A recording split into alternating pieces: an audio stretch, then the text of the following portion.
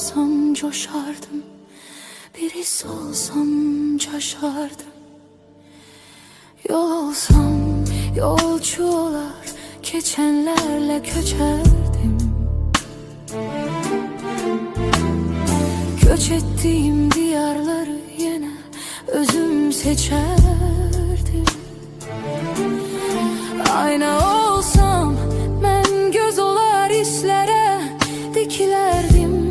Nur olup tökülerdim ben. Söz olsam korkudardım yalanı doğruya el vererdim. Zaman olsam xoşbəxtliyi arardım,